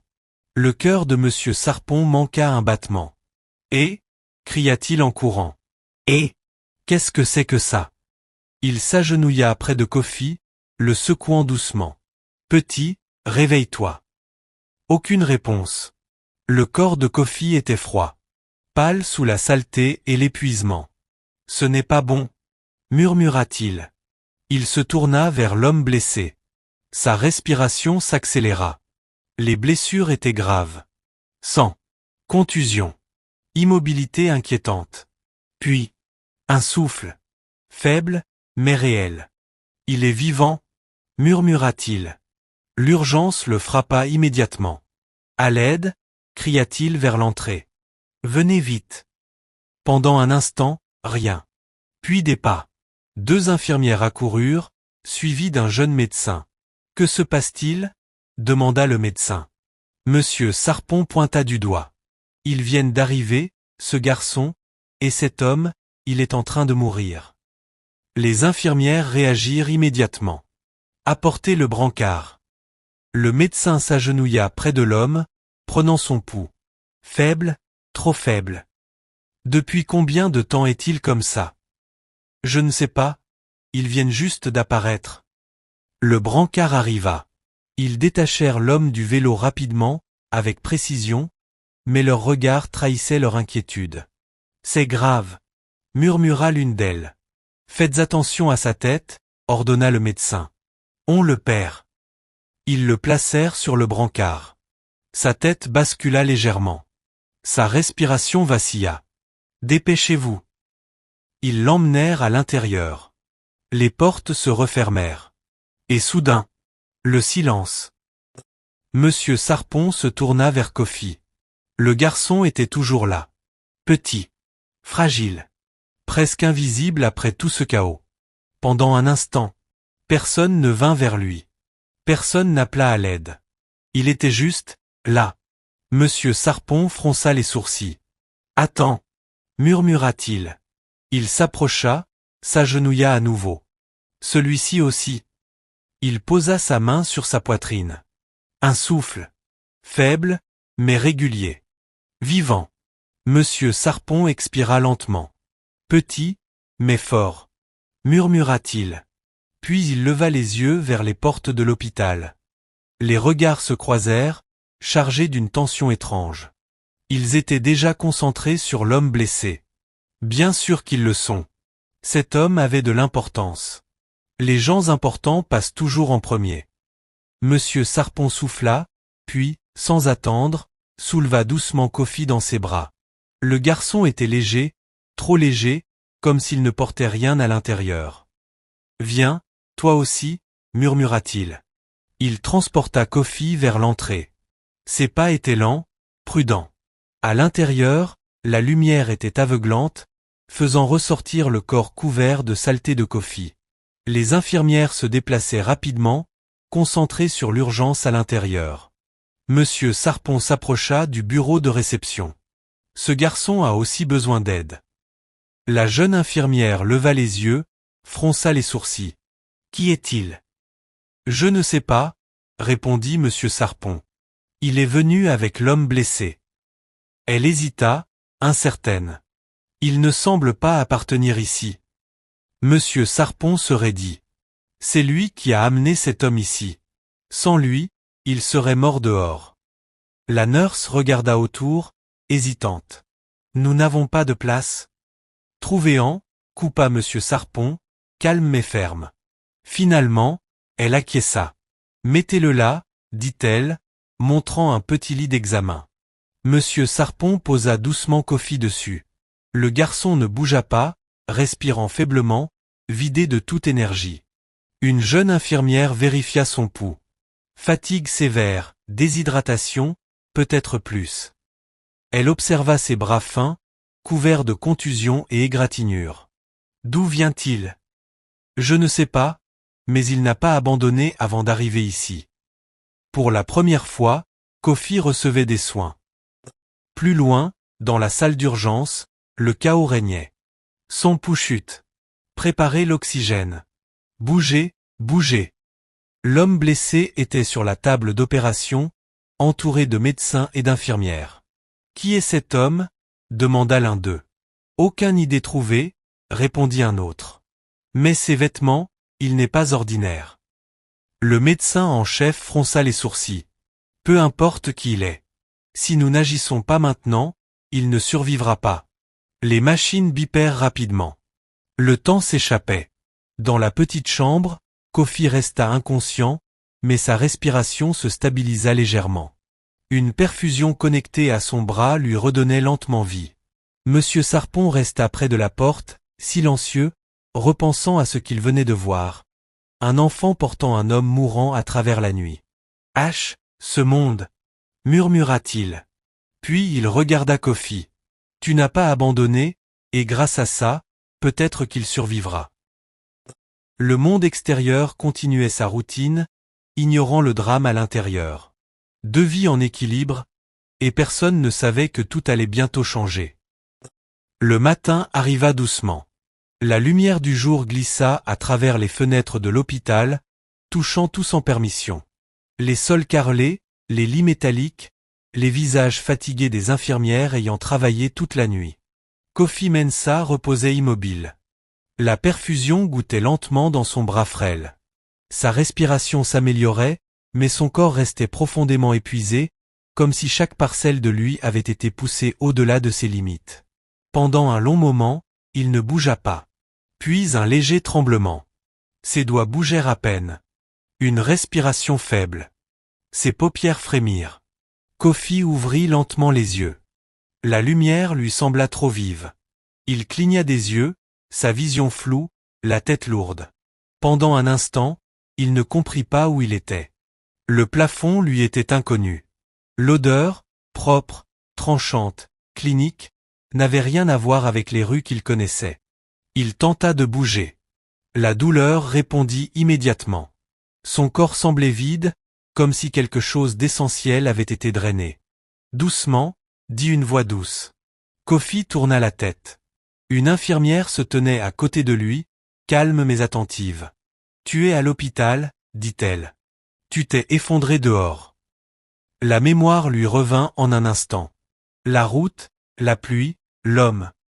Il se redressa soudainement. « L'homme » dit-il, le panique montant. « Où est-il » L'infirmière posa une main sur son épaule, le repoussant doucement. « Calme-toi, tu n'es pas encore assez fort. » Kofi insista, le cœur battant. Il était en train de mourir. « Il est en chirurgie, » répondit-elle. Kofi se figea. « Chirurgie. »« Oui, » confirma l'infirmière. « Les médecins font tout ce qu'ils peuvent. » Kofi la fixa, les mots résonnant dans son esprit. Ce n'était pas une promesse. Ce n'était pas certain. Il avala difficilement. Va-t-il vivre? demanda-t-il doucement. L'infirmière hésita, puis répondit avec prudence. Nous ne savons pas encore. La poitrine de Kofi se serra. Il tourna la tête, fixant le mur. Tout cet effort, toute cette douleur, toute cette distance. Et pourtant, cela pourrait ne pas suffire. Ses mains se crispèrent légèrement sur le drap fin. C'est moi qui l'ai amené, murmura-t-il. L'infirmière le regarda de plus près. Tu l'as fait? Demanda-t-elle. Kofi hocha faiblement la tête. Sur mon vélo, depuis la route, il était seul. Son expression changea, juste assez pour le remarquer. Tu l'as amené jusqu'ici? Demanda-t-elle lentement. Il hocha de nouveau. Je ne savais pas quoi faire d'autre. Elle ne dit rien un moment. Puis elle jeta un coup d'œil vers la porte. Je reviens, murmura-t-elle. Elle partit. Kofi resta allongé, les yeux fixés au plafond. La pièce était trop silencieuse, trop immobile. Son corps était en sécurité, chaud, propre, mais son esprit, lui, était encore sur cette route, encore en train de pousser, de lutter, d'avoir peur. Il regarda légèrement la perfusion à son bras. De l'eau, quelque chose de si simple, qu'il n'avait pas eu depuis si longtemps. Il avala, ferma les yeux un instant. « S'il vous plaît » murmura-t-il. « J'ai tout fait ce que je pouvais. » De l'autre côté de l'hôpital, l'atmosphère était tout sauf calme. Des pas résonnaient dans le couloir. Des voix urgentes, contrôlées, se déplaçaient rapidement entre les chambres. Puis, ils arrivèrent. Véhicule noir, poli, coûteux. Ils s'arrêtèrent net devant l'entrée de l'hôpital. Les portes s'ouvrirent. Des hommes en sortirent, bien habillés, alertes, scrutant tout du regard. Sécurité. Puis une femme. Grande, posée, vêtue d'une tenue sombre et élégante, contrastant avec le chaos de l'hôpital, Zob Okonkwo. Son visage était calme, mais ses yeux trahissaient quelque chose de profond. La peur. Elle marcha rapidement, le bruit de ses talons résonnant. « Où est-il » demanda-t-elle immédiatement. Le personnel de la réception se figea. Puis l'un d'eux s'avança. « Madame, êtes-vous » ? « Je suis Abokono, » dit-elle fermement. « Où est mon père » La pièce changea instantanément. Reconnaissance, choc, urgence. « Par ici » dit rapidement une infirmière, la menant dans le couloir. Zob suivit sans hésiter. Derrière elle, l'équipe de sécurité se déplaça en silence. Dans l'aile des urgences, les portes s'ouvrirent. Zob entra, ses yeux allant directement vers la salle d'opération. Les lumières allumées. Les médecins à l'intérieur, concentrés. Elle s'arrêta. Pour la première fois depuis son arrivée, elle resta immobile. Ses mains se crispèrent légèrement. « Depuis quand » demanda-t-elle doucement. « Depuis la nuit dernière » répondit un médecin. « Il est arrivé juste à temps. »« Par qui » Le médecin hésita. « Un garçon. »« Un garçon. » Elle plissa légèrement les yeux. « Oui. Où est-il » demanda-t-elle, son regard s'affûtant. Le médecin désigna le couloir vers une chambre de récupération. Zob ne répondit pas, mais quelque chose changea dans son expression. Curiosité. Prudence. Dans la chambre de Kofi, la porte s'ouvrit lentement. Il ne remarqua rien au début. Ses pensées étaient ailleurs, son corps trop fatigué pour bouger. Puis une présence. Il tourna légèrement la tête et la vit. Zob se tenait dans l'encadrement de la porte, baigné par la douce lumière du matin. Son expression impénétrable, sa posture droite et contrôlée. Kofi cligna des yeux. Il n'avait jamais vu quelqu'un comme elle. Pas de près, pas en vrai. Elle semblait puissante, importante, déplacée dans son monde.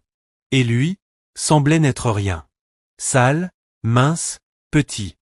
Ils se fixèrent un instant. Puis Zob entra. « Toi » dit-elle calmement, mais froidement. Kofi avala. « Oui » dit-il.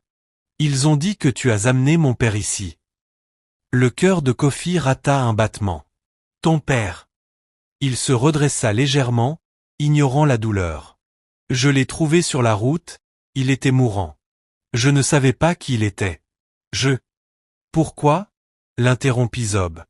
La question le prit de court. Kofi cligna des yeux. Quoi? Pourquoi l'as-tu aidé? Demanda-t-elle. Ses yeux étaient perçants, l'étudiant attentivement. Tu ne le connais pas. Tu ne sembles pas avoir quelque chose à offrir. Alors pourquoi aurais-tu risqué ta vie pour lui? La pièce sembla se rétrécir. La gorge de Kofi se serra. Il ne savait pas quoi répondre. Pas d'une manière qu'elle pourrait comprendre. Je ne pouvais tout simplement pas le laisser, dit-il enfin. Zob le fixa. Un silence s'étira entre eux. Tu t'attends à ce que je croie ça? Murmura-t-elle. Kofi baissa légèrement les yeux. Je n'attends rien, répondit-il. L'expression de Zob ne changea pas, mais quelque chose scintilla derrière son regard. Quelque chose d'incertain. Elle se tourna légèrement, regardant ailleurs un instant. Puis de nouveau vers lui. Si quelque chose lui arrive, dit-elle lentement, nous enquêterons sur tout. Kofi hocha faiblement la tête. Je comprends. Il ne protesta pas. Il ne se défendit pas. Il était trop fatigué, trop vide. Zanab l'observa encore une seconde, puis se tourna et sortit. La porte se referma derrière elle. Kofi se rallongea lentement. Sa poitrine était lourde à nouveau. Pas de fatigue cette fois, mais autre chose. La peur. Car désormais, il n'était plus seulement un garçon ayant aidé un inconnu. Il était un garçon pris dans quelque chose de bien plus grand que lui. L'hôpital ne dormait pas. Même alors que le matin s'éclaircissait et que la ville commençait à s'éveiller dehors, la tension à l'intérieur de ces murs ne faisait que croître. Les infirmières bougeaient plus vite. Les téléphones sonnaient plus fréquemment. Les pas résonnaient en motifs pressés sur le sol poli. Car ce n'était plus un simple cas d'urgence, c'était Tadawa Lokono. Et maintenant, tout le monde savait. La nouvelle s'était répandue plus vite que prévu. Vers la fin de la matinée, des véhicules noirs arrivaient les uns après les autres. Des hommes en costume remplissaient les couloirs, leurs yeux scrutant tout, leurs voix basses mais urgentes. La sécurité se renforçait. Les portes qui restaient autrefois ouvertes étaient maintenant gardées. L'hôpital avait changé. Et Kofi pouvait le sentir même depuis son petit lit. Il resta assis tranquillement, le dos contre le mur, sa fine couverture lâchement posée sur ses jambes. Son corps avait retrouvé un peu de force, mais pas beaucoup. Chaque mouvement lui rappelait combien il avait été proche de l'effondrement. Mais ce n'était pas cela qui le troublait. C'était l'atmosphère, différente, lourde. Les gens ne passaient plus devant lui sans remarquer sa présence. Maintenant, il regardait, certains avec curiosité, d'autres avec suspicion, d'autres encore avec quelque chose qu'il ne pouvait pas vraiment comprendre. Kofi baissa le regard. Il n'avait pas sa place ici. Cela, au moins, était clair. Une infirmière passa en chuchotant à une autre, « C'est lui. » Le garçon? Oui, celui qui l'a amené. Kofi l'entendit. Il fit semblant de ne pas entendre. Ses mains se crispèrent légèrement sur le bord de la couverture. Il aurait voulu disparaître, mais il ne pouvait pas, car quelque part dans cet immeuble, l'homme qui l'avait transporté se battait toujours pour vivre, et Kofi ne pouvait pas partir sans savoir ce qui allait se passer. De l'autre côté du couloir, les portes de la salle d'opération restaient fermées. À l'intérieur, la tension avait atteint son paroxysme. Sa tension chute. Stabilisez-le maintenant. Le chirurgien principal se pencha, son attention absolue. Reste avec moi, murmura-t-il. Les machines bipèrent rapidement. Le temps pressait. Dehors, Zaboko restait immobile, les bras croisés, le visage contrôlé. Mais ses yeux trahissaient tout. Elle n'avait pas bougé de cet endroit pendant des heures. Pas quand les gens s'approchaient, pas quand son téléphone sonnait, pas même lorsque les membres de l'entreprise de son père arrivèrent pour poser des questions, exiger des réponses. Elle les ignora tous, car rien n'avait d'importance tant que ses portes n'étaient pas ouvertes. Un des membres du personnel supérieur s'approcha d'elle avec précaution. « Mademoiselle Okonko, dit-il, le ton respectueux, nous faisons tout ce qui est possible. » Je sais, interrompit-elle doucement. Sa voix était calme. Trop calme. Mais elle portait quelque chose dessous. Un avertissement. L'homme hocha la tête et recula. Le regard de Zinob se déplaça légèrement vers le couloir, vers la chambre où se trouvait Kofi. Elle ne bougea pas, mais elle se souvint. De son visage, de ses mots. Je ne pouvais tout simplement pas le laisser. Elle fronça légèrement les sourcils. Cela n'avait pas de sens. Les gens n'agissaient pas ainsi. Pas sans raison, pas sans quelque chose à gagner. Et pourtant, ils n'avaient rien demandé. Pas d'argent, pas de reconnaissance, rien. Cela la perturbait. De retour dans la chambre de Kofi, la porte s'ouvrit de nouveau. Cette fois, 2 hommes entrèrent. Ils étaient habillés différemment des autres, plus formels, plus contrôlés. Leurs yeux scrutèrent immédiatement Kofi. « C'est lui ?» demanda l'un. « Oui », répondit l'infirmière. Les hommes s'approchèrent. Kofi se redressa légèrement, le cœur commençant à battre la chamade. « Vous vous appelez Kofi Mensah ?» demanda l'un d'eux. Kofi hocha la tête. « Oui. » L'homme l'étudia. « Comment avez-vous trouvé monsieur Okonkwo ?» Kofi avala sa salive. Il était seul sur la route. Je ne savais pas qui il était. « Et vous avez décidé de l'emmener ici ?» demanda le second homme. « Oui. » Kofi hésita. « Très loin, » dit-il doucement. Les hommes échangèrent un regard. « Vous vous attendez à ce que nous croyions que vous avez transporté un homme adulte sur cette distance à vélo ?» Le premier demanda. Kofi baissa les yeux. « Je ne l'ai pas porté, » dit-il. « Je l'ai attaché au vélo. » La pièce tomba dans le silence. L'infirmière le regarda, puis les hommes. Même semblait incertain sur la manière de réagir. « Pourquoi ?» demanda de nouveau le second homme. Kofi leva les yeux. « Je lui ai déjà dit, » dit-il doucement. L'homme fronça les sourcils. « Mademoiselle Okonkwo. » Les hommes échangèrent un autre regard. « Et qu'avez-vous dit à elle ?» Kofi hésita. Alors j'ai dit, je ne pouvais pas le laisser.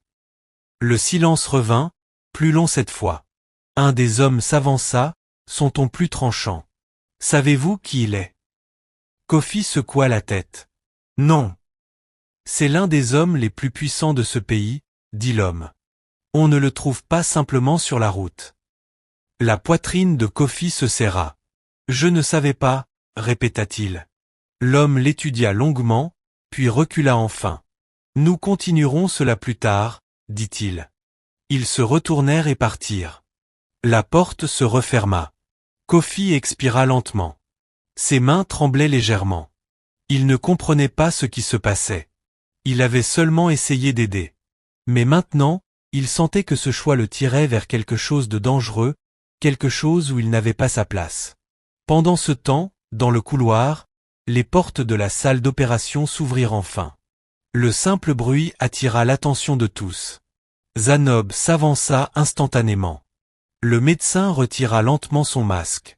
Son visage était fatigué, sérieux. « Comment va-t-il » demanda Zob. Le médecin fit une pause. « Nous avons réussi à le stabiliser, » dit-il. Un soulagement instantané parcourut la pièce, mais il n'avait pas fini. « Il reste critique, » ajouta-t-il. « Les prochaines heures décideront de tout. » Zob hocha lentement la tête. « Puis-je le voir ?»« Pas encore, » répondit-elle sans discuter. Elle resta là, à traiter l'information. Vivant, pour l'instant. Son regard se tourna de nouveau vers la chambre de Kofi. Quelque chose en elle avait changé. Pas complètement, pas clairement, mais suffisamment. Elle se tourna et commença à marcher vers lui. Dans la petite chambre, Kofi était assis seul, silencieux, attendant. La porte s'ouvrit point il leva les yeux. Zob se tenait de nouveau là. Cette fois, son expression était différente. Moins froide, plus chercheuse. « Il est vivant » dit-elle. Les yeux de Kofi s'écarquillèrent. « Vraiment ?» Elle hocha la tête. « Pour l'instant. » Un soulagement instantané traversa son visage. Ses épaules s'affaissèrent légèrement. « Merci, » murmura-t-il. Zob fronça légèrement les sourcils. « Je n'ai rien fait, » dit-elle. Kofi secoua la tête. « Vous avez fait venir les médecins, l'hôpital. » Zob ne répondit pas. Elle le regarda simplement plus longtemps cette fois. Tu as risqué ta vie, dit-elle lentement. Pour quelqu'un que tu ne connaissais pas.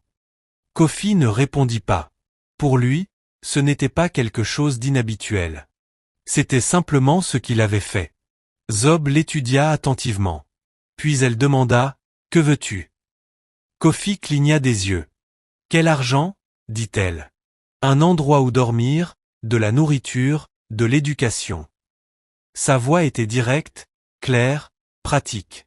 Kofi la regarda, puis secoua lentement la tête. « Je ne veux rien, » dit-il. L'expression de Zinob se durcit. « Ce n'est pas comme ça que fonctionne le monde, » dit-elle. Kofi baissa les yeux. « Peut-être, » murmura-t-il. « Mais je ne l'ai pas fait pour ça. » Un silence lourd, inconfortable s'installa. Zob ne bougea pas.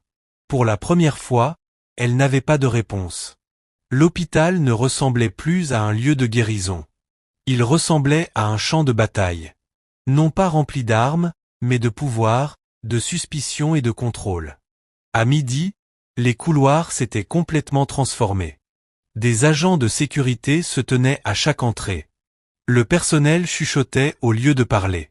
Même les patients semblaient sentir que quelque chose d'inhabituel, quelque chose d'important, se déroulait entre ces murs. Et au centre de tout cela se trouvait un garçon qui n'avait pas sa place. Kofi Mensah était assis tranquillement au bord de son lit, les pieds à peine touchant le sol.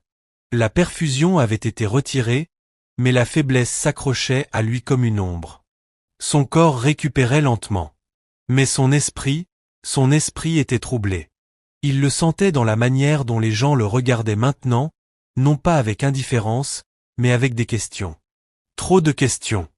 La porte s'ouvrit de nouveau. Cette fois, ce n'était pas seulement une ou deux personnes. C'étaient de nombreux hommes en costume, sécurité, personnel hospitalier. Et derrière eux, Zob Okonkwo. Sa présence changea instantanément la pièce. Tout devint calme, contrôlé, délibéré. Kofi se leva lentement, incertain de ce qui allait se passer. Un des hommes s'avança, tenant une tablette. « Énoncez votre nom » dit-il. « Kofi. »« Kofi Mensah » répondit-il doucement. « Âge, je crois 12 ans. »« Vous pensez » répéta l'homme, son ton sceptique. Kofi baissa les yeux. « Je n'ai pas de documents. » L'homme tapa quelque chose. « Où habitez-vous » Kofi hésita. « Dans la rue. » Une autre pause, une autre note. Les questions continuaient, rapides, précises, froides. « Où exactement avez-vous trouvé Monsieur Okonkwo ? Pourquoi étiez-vous là à ce moment ? Avez-vous vu quelqu'un d'autre ? Avez-vous touché quelque chose ?» Kofi répondit du mieux qu'il put. Mais plus il parlait, plus il avait l'impression que ses mots ne suffisaient pas. Comme s'il cherchait autre chose. Quelque chose de caché. Quelque chose dont il ignorait même l'existence. « Je vous ai tout dit, » dit-il enfin, sa voix petite mais stable. Un des hommes leva les yeux. « Les gens ne font pas simplement ce que tu as fait, » dit-il. « Pas sans raison. » Kofi avala sa salive. « J'avais une raison. » Kofi hésita. « Alors j'avais besoin d'aide. » La pièce tomba dans le silence. Pendant un instant, personne ne parla. Puis un des hommes ricana légèrement. « Ce n'est pas une raison, » dit-il. Kofi leva les yeux. « Pour moi, si. » Les yeux de Zob se déplacèrent. Elle s'avança. « Assez, » dit-elle calmement. La pièce obéit instantanément. Les hommes reculèrent. La tension ne disparut pas, mais elle changea. Zob s'approcha de Kofi, le regard fixe, scrutateur. « Tu comprends pourquoi nous devons poser des questions, » dit-elle. Kofi hocha la tête. « Oui, et tu comprends que la vie de mon père n'est pas quelque chose que nous prenons à la légère. »« Oui, alors dis-moi encore, » dit-elle doucement, « pourquoi l'as-tu aidé ?» La question était la même, mais le ton différent, moins accusateur, plus personnel. Kofi prit une respiration, puis répondit simplement parce que personne d'autre ne le faisait. Silence, ce genre de silence qui remplit une pièce sans permission. Zob le regarda. Vraiment le regarda cette fois. La saleté encore légèrement visible sur sa peau, les ecchymoses, l'épuisement qui n'avait pas complètement quitté ses yeux.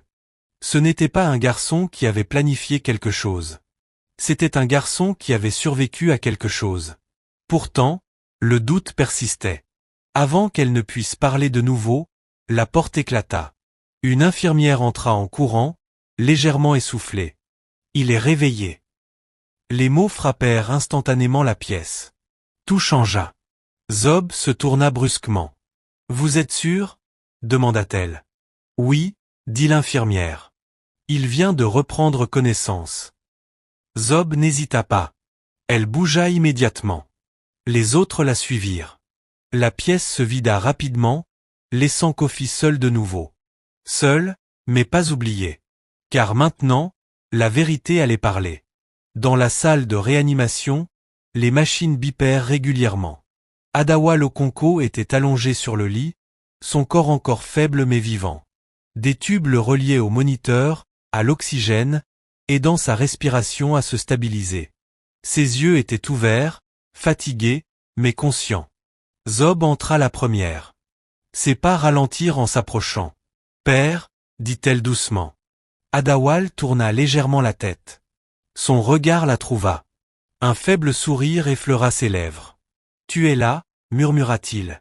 Zob hocha la tête, sa maîtrise se brisant juste un peu.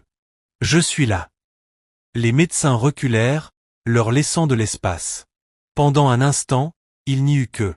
Puis l'expression d'Adawal changea. « Où est-il » demanda-t-il. Zob fronça légèrement les sourcils. « Qui ?»« Le garçon. Celui qui m'a amené. » Zob hésita. « Il est ici, dit-elle. » Les yeux d'Adawal se fermèrent brièvement, puis se rouvrirent. « Amenez-le, dit-il. » Zab l'étudia, puis hocha la tête. De retour dans la petite chambre, Kofi resta immobile, les mains posées sur ses genoux. Le silence semblait plus lourd maintenant, attendant. Puis la porte s'ouvrit de nouveau. Une infirmière entra. « Il veut te voir, dit-elle. » Kofi cligna des yeux. « Moi ? » ?»« Oui. » Kofi se leva lentement. Ses jambes étaient instables, mais il suivit. Le couloir semblait maintenant plus long, plus lumineux, plus étrange. Les gens le regardaient passer, mais il ne remarqua rien. Son attention était devant lui, sur l'homme qu'il avait porté, sur la réponse qu'il attendait.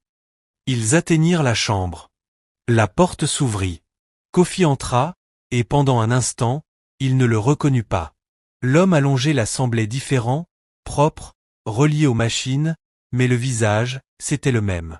Kofi s'approcha. « Monsieur » dit-il doucement. Adawal tourna la tête. Leurs yeux se rencontrèrent et quelque chose changea instantanément. Reconnaissance, soulagement, gratitude. « Toi » murmura Adawal. Kofi hocha la tête. « Je suis là. » Zob observait de côté, silencieuse, attentive.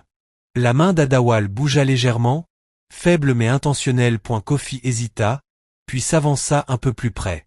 Les doigts d'Adawal effleurèrent sa main. « Tu ne m'as pas laissé tomber, » dit-il. Kofi secoua la tête. « Non. » La pièce tomba dans le silence. Puis Adawal parla de nouveau, sa voix plus forte cette fois. « Il m'a sauvé la vie. » Les mots résonnèrent, clairs, certains, définitifs. L'expression de Zob changea. Les hommes derrière elle se décalèrent légèrement. Tout changea, parce que maintenant, la vérité avait une voix et elle venait de se faire entendre. La pièce ne respirait plus. Pendant un long moment, après les mots d'Adawal ou Okonkwo, personne ne bougea. Personne ne parla. Les machines continuaient leur rythme régulier, mais tout le reste, chaque doute, chaque suspicion, chaque accusation silencieuse semblait suspendue dans l'air. « Il m'a sauvé la vie. » La phrase s'installa dans l'espace comme une évidence. Zob resta immobile, son regard fixé sur son père. « Es-tu certain ?» demanda-t-elle doucement. Adawal tourna légèrement la tête, son expression fatiguée mais inébranlable. « Je m'en souviens, » dit-il. La route, la pluie, l'obscurité. Sa respiration ralentit, mais sa voix resta stable. Je me suis dit que j'allais mourir. Kofi se tenait au bord du lit, les mains serrées le long du corps, incertain de l'endroit où poser son regard. J'ai entendu sa voix tout le temps, continua-t-il. Une voix qui me disait de rester éveillé. Les yeux de Zob se tournèrent lentement vers Kofi. Il m'a parlé tout le temps, même quand je ne pouvais pas répondre. Il n'a jamais cessé. La pièce devint plus silencieuse. L'expression de Zob s'adoucit légèrement. Mais comment te retrouves-tu sur cette route? Demanda-t-elle. Le regard d'Adawal s'assombrit. Il y a eu un accident, dit-il. Mon chauffeur a perdu le contrôle. Nous avons été forcés de sortir de la route. Je me souviens de l'impact, et puis plus rien. Il fit une pause, sa respiration irrégulière. Quand je me suis réveillé, j'étais seul. Les mots portaient le poids de celui qui avait été laissé là, abandonné à mourir. La mâchoire de Zob se serra. Nous enquêterons là-dessus, dit-elle fermement. Adawal hocha légèrement la tête, mais son attention retourna à Kofi. Tu ne savais pas qui j'étais, dit-il. Kofi secoua la tête. Non, et tu as quand même choisi de m'aider. Kofi hésita, puis hocha la tête. Adawal l'étudia longuement. Pas comme un homme d'affaires, pas comme un puissant habitué au contrôle, mais comme un père, comme un être humain. Pourquoi? Il posa encore la même question. Mais maintenant, elle sonnait différente. Kofi avala sa salive. Je ne pouvais juste pas vous laisser, murmura-t-il doucement. Les yeux d'Adawal s'adoucirent. Pendant une brève seconde, quelque chose perça presque son extérieur maîtrisé. Tu as parcouru toute cette distance, seul? Demanda-t-il. Kofi hocha de nouveau la tête. Oui. Un souffle léger s'échappa des lèvres d'Adawal. Dans ce monde, murmura-t-il, les gens passent à côté de la souffrance chaque jour. Il regarda Zob. À mon niveau, je le vois plus que la plupart. Zob ne répondit pas. Et pourtant, Adawal poursuivit, un enfant sans rien n'a choisi d'agir. Les mots pesaient lourdement, parce qu'il ne parlait pas seulement de Kofi. Il parlait de tous les autres dans la pièce. De tous ceux qui l'avaient remis en question, de tous ceux qui avaient douté. Zob baissa légèrement les yeux. Pour la première fois, elle le ressentit. Pas de culpabilité, mais quelque chose de proche, un basculement. Elle se tourna complètement vers Kofi. Sa voix était plus douce maintenant. Tu l'as porté toute la nuit? Demanda-t-elle. Kofi hocha la tête. Oui. Seul. Personne ne t'a aidé. Kofi hésita. Puis le visage de Zob se durcit. L'image se forma dans son esprit. Claire, vive, inconfortable. Un garçon, un vélo cassé, un homme mourant et un monde qui choisit de détourner le regard. Elle expira lentement, puis s'avança. Kofi, dit-elle. C'était la première fois qu'elle prononçait son nom sans distance, sans suspicion. Je te dois des excuses. Kofi leva les yeux, surpris. Pourquoi? Pour t'avoir douté, dit-elle. Les mots étaient simples, mais difficiles pour quelqu'un comme elle. Kofi secoua rapidement la tête. Ce n'est rien, dit-il. Je comprends. Zob l'étudia de nouveau. Cette fois différemment. Pas comme un suspect, pas comme un risque, mais comme quelque chose de rare, quelque chose de vrai. Elle se tourna vers les autres. Dégagez la pièce, dit-elle. Aucune hésitation. En quelques secondes, tous sauf les trois sortirent. La porte se referma. Le silence revint. Mais maintenant, il semblait différent, plus chaud.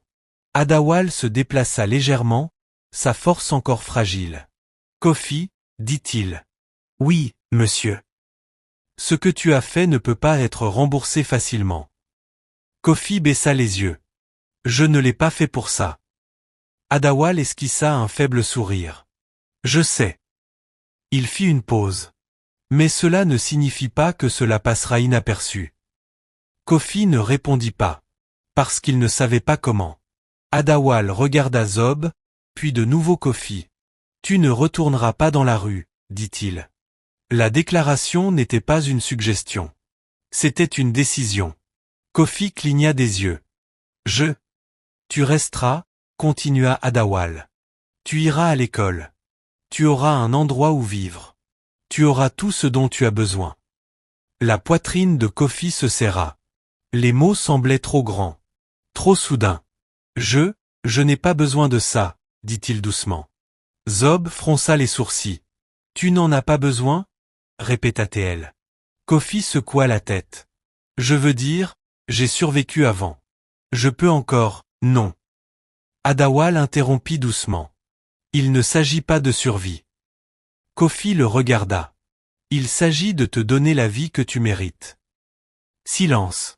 L'esprit de Kofi peinait à suivre. Un endroit où vivre, l'école, un futur, des choses qu'il ne s'était jamais autorisé à imaginer parce qu'imaginer cela rendait la réalité plus dure. Je ne veux pas changer, dit soudain Kofi. Zob cligna des yeux. Kofi baissa les yeux sur ses mains. Je ne veux pas devenir quelqu'un d'autre, dit-il. Je ne veux pas oublier qui je suis. La pièce tomba dans le silence. Adawal l'observa attentivement. Puis il hocha la tête. Bien, dit-il. Kofi leva les yeux, confus. Vous ne devriez pas. Adawal continua. Parce que qui tu es est exactement pourquoi tu es ici. L'expression de Zob s'adoucit à nouveau. Adawal se pencha légèrement en arrière, sa force s'amenuisant. Mais maintenant, tu auras un choix, dit-il. Un vrai choix. Kofi avala difficilement. Un choix? Il n'en avait jamais eu auparavant. Pas vraiment. Zob s'avança. Tu n'as pas besoin de tout décider maintenant, dit-elle. Mais ne retourne pas à cette vie. Kofi la regarda, puis Adawal, puis se regarda lui-même pour la première fois. Kofi ne se sentait pas invisible. Il ne se sentait pas ignoré. Il se sentait vu.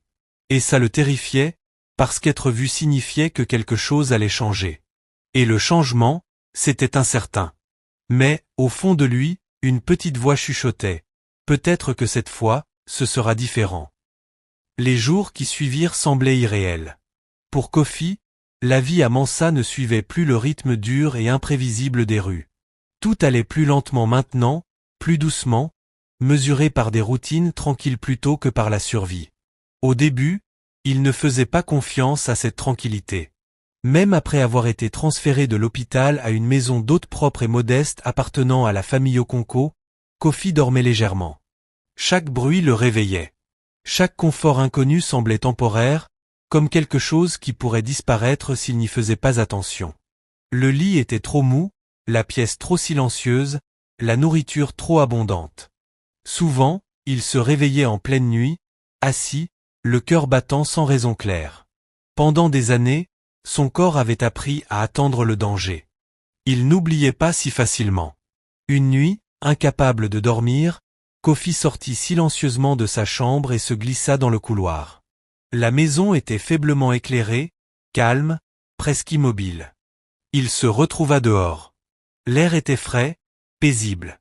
Il s'assit sur les marches, les bras lâchement enroulés autour de ses genoux. « Toi non plus, tu ne dors pas », dit une voix doucement. Kofi se retourna. Zenob se tenait derrière lui, habillée simplement maintenant, sans l'élégance tranchante qu'elle arborait à l'hôpital. Ici, elle semblait plus humaine, moins distante. Kofi secoua la tête. « Je ne suis pas habitué à ça, » dit-il. Zob hocha lentement la tête. « Je comprends, » répondit-elle. Elle s'assit à côté de lui, laissant juste assez d'espace entre eux. Pendant un moment, aucun ne parla. « J'ai essayé de te comprendre, » dit Zob doucement. Kofi la regarda. « Pourquoi ? » « Parce que des gens comme toi n'existent pas dans mon monde, » admit-elle. Kofi fronça légèrement les sourcils. « Que veux-tu dire ? » « Dans mon monde, » dit-elle en regardant devant elle, « tout a une raison. Les gens agissent parce qu'ils veulent quelque chose, pouvoir, argent, influence. » Elle fit une pause. « Mais toi, tu ne voulais rien. » Kofi y pensa, puis haussa légèrement les épaules. « J'ai juste fait ce qui me semblait juste. » Zob le regarda. « C'est exactement ce que je veux dire, » dit-elle.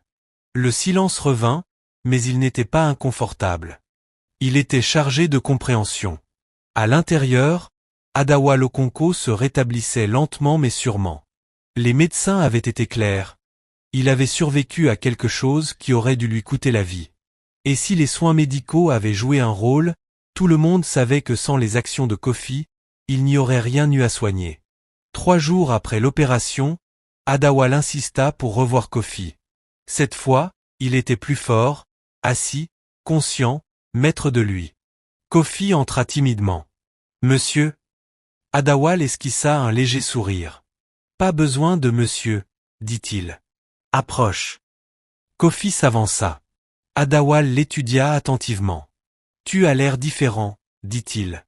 Kofi baissa les yeux vers ses vêtements propres. « Je me sens différent, » admit-il. Adawal hocha la tête. « C'est ce qui arrive quand la vie change, » dit-il. Kofi hésita. « Je ne suis pas sûr de vouloir trop changer, » dit-il. Adawal haussa légèrement un sourcil. « Pourquoi ?»